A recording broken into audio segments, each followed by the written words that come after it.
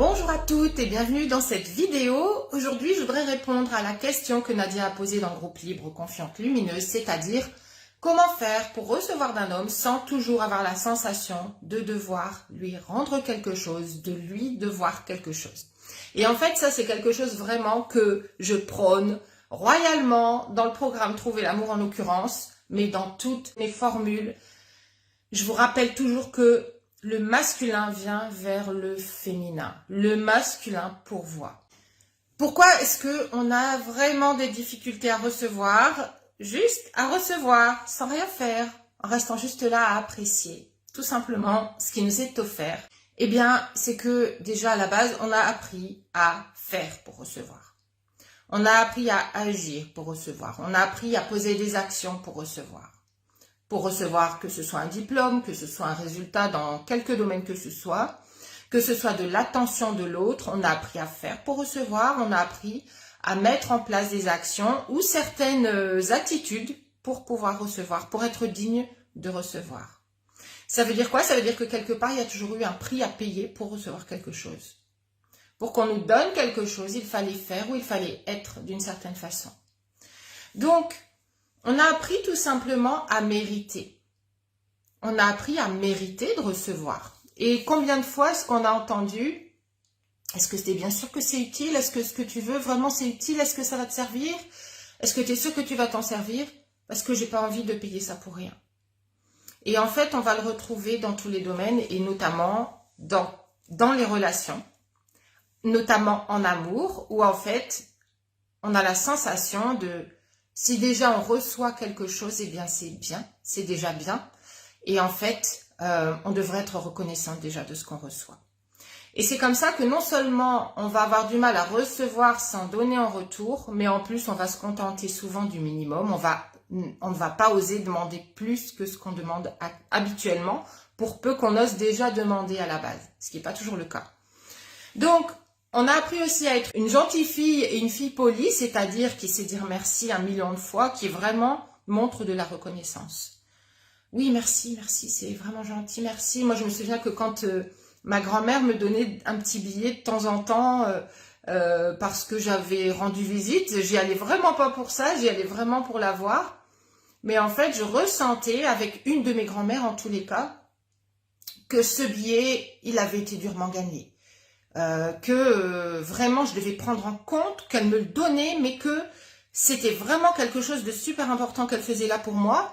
Et donc en fait j'étais toujours crispée en fait. Quand je repartais, qu'elle me disait tiens ton dimanche, j'étais crispée. C'est pas quelque chose qui me faisait ressentir du lâcher prise, le fait d'être heureuse de recevoir un petit peu d'argent pour mon argent de poche. Non, c'est quelque chose qui me mettait dans l'inconfort de recevoir. Et en fait, je l'ai vécu dans plein de domaines. Je me souviens avoir eu envie d'une peluche ou d'un jouet. Et en fait, déjà, la plupart du temps, je ne demandais pas. Mais quand vraiment c'était quelque chose qui prenait, il fallait que je justifie. Que je justifie que ça allait être quelque chose qui allait vraiment être utile. Donc, on a appris à ne pas juste désirer parce qu'on désire. Recevoir parce qu'on a désiré, on l'a exprimé, on reçoit. On n'a pas appris ça. On a appris à se restreindre dans nos attentes, à nous restreindre dans nos désirs et à surtout être très reconnaissante quand on a quelque chose, quand on nous donne quelque chose. Et de la même façon, venant de soi-même, on a appris à être hyper exigeant envers soi-même et en général, les personnes que j'ai au téléphone me disent souvent que dans leur vie professionnelle, au niveau des diplômes, au niveau de leurs attitudes quand elles rencontrent des nouvelles personnes, c'est toujours aller justifier de sa valeur et c'est toujours aussi aller rechercher la preuve de plus que on mérite de recevoir, qu'on mérite cette validation. Donc, toutes ces croyances jouent évidemment quand il s'agit de rencontrer un homme et de recevoir de sa part de l'attention, de recevoir peut-être... son intention de nous offrir un restaurant. Quand il nous invite au restaurant, on se demande si on devrait partager la note, on se demande si on ne devrait pas l'inviter aussi nous-mêmes en retour. Et en fait, on est déjà à la base, on n'est pas dans juste cet homme a envie de m'offrir quelque chose, il a envie de venir vers moi, il a envie de m'offrir son attention. Il a envie de m'inviter au restaurant, c'est génial, oh c'est merveilleux, je prends. Non, on est déjà dans comment je vais faire au moment de payer. Qu'est-ce que je dois faire? Est-ce que je dois diviser le ticket en deux? Est-ce que je dois le réinviter la prochaine fois? Et parfois, en fait, c'est même pas une question de donnant-donnant. Parfois, ça fait déjà 2 ou 3 fois qu'il m'invite, peut-être que je devrais quand même passer à l'acte. Peut-être que je devrais quand même accepter d'aller chez lui et de dormir avec lui. Peut-être que je devrais accepter de l'embrasser, même si je me sens pas encore prête, mais malgré tout, quand même, j'exagère. J'exagère, je suis en train de profiter de lui. Et en fait, on a cette sensation de profiter d'un homme dès lors qu'il nous offre quelque chose. Bonjour Hélène, bonjour Diane, bienvenue dans cette vidéo. Dites-moi si ça vous parle, dites-moi si vous avez des commentaires ou des questions. Dites-moi si ça résonne avec vous et avec des événements, des épisodes que vous avez pu vivre et dans lesquels, en fait, vous n'étiez pas dans votre féminin lumineux, vous étiez dans votre féminin obscur à vouloir qu'on vous comble, mais à être incapable de recevoir quand on vous comble. Donc, on a juste, comme je vous le disais, pas appris à recevoir juste l'objet de nos désirs. Et en fait, désirer et recevoir, c'est vraiment la symbolique du féminin, la symbolique de la coupe qui est là pour recevoir. Elle est juste là. La coupe est, elle est là. La coupe, elle n'a pas de pied pour avancer, pour aller faire quelque chose, pour aller chercher une source. Elle est la source. Et en même temps, elle est cette réception, ce réceptacle. Donc, rappelez-vous que le féminin désire, le masculin pourvoit. Et partez du principe, et ça c'est un truc tout bête, partez toujours du principe que si un homme vous propose, c'est qu'il en a envie. Un homme ne va pas vous proposer quelque chose dont il n'a pas envie. En tout cas, un homme masculin aligné ne va pas vous proposer quelque chose s'il n'en a pas envie. Un homme qui vous invite au restaurant, il a envie de vous montrer qu'il est galant. Il a envie de vous montrer peut-être qu'il pourvoit lui-même. Peut-être qu'il a envie de vous montrer qu'il peut vous mettre en sécurité. Peut-être qu'il a juste envie de passer du temps avec vous et que c'est sa meilleure façon de vous le montrer. Qu'il vous traite en reine, qu'il vous prend en considération et qu'il a envie de vous combler. Et en fait, on n'est pas capable de satisfaire nous-mêmes un homme en répondant à ces attentes-là.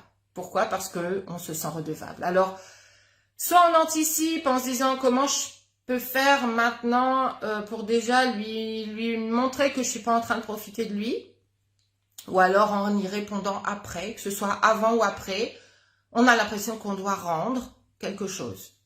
Eh bien non, vous n'avez rien à rendre. Si un homme vous propose quelque chose, c'est qu'il a envie de le faire.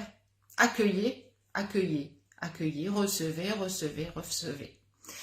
Je vous invite vraiment à mettre en action ce conseil, à l'essayer, et vous allez voir que si un homme n'accepte pas ça, si un homme à un moment vous dit « Ah bah la prochaine fois c'est à ton tour », posez-vous la question, est-ce que c'est un homme qui est dans son énergie masculine véritablement, dans la vraie énergie masculine?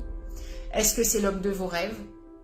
Est-ce que c'est un homme qui est vraiment aligné avec son masculin? On a souvent en fait une incapacité à reconnaître l'homme qui est dans son masculin au départ quand on commence en fait à mettre en action, en activité, à réveiller ces vibrations du féminin en soi.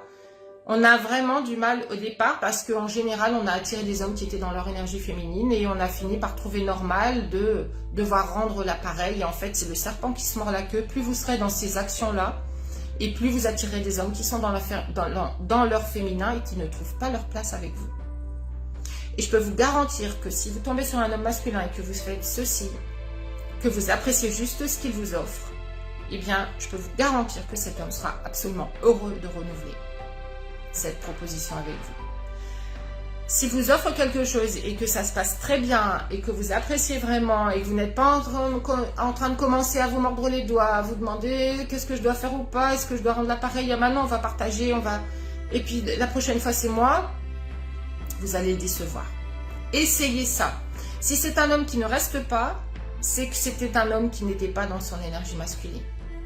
Ce n'est pas forcément un homme qui va vous traiter vraiment comme une reine, qui va être heureux de prendre toute sa place auprès de vous en tant qu'homme sécurisant, en tant qu'homme qui est vraiment là. Ça ne vous empêchera pas à l'occasion de lui offrir un restaurant, de lui offrir un cadeau, mais faites ça au départ et regardez ce que ça donne.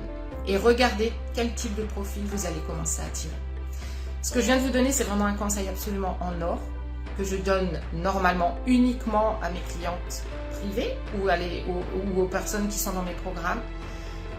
Mettez ça en application et voyez ce que ça donne et revenez me dire en commentaire ou par message privé ou par email ce que ça a donné pour vous. Je serais curieuse de voir comment vous allez pouvoir renverser la vapeur. Je vous souhaite une excellente et lumineuse journée et je vous dis à très bientôt.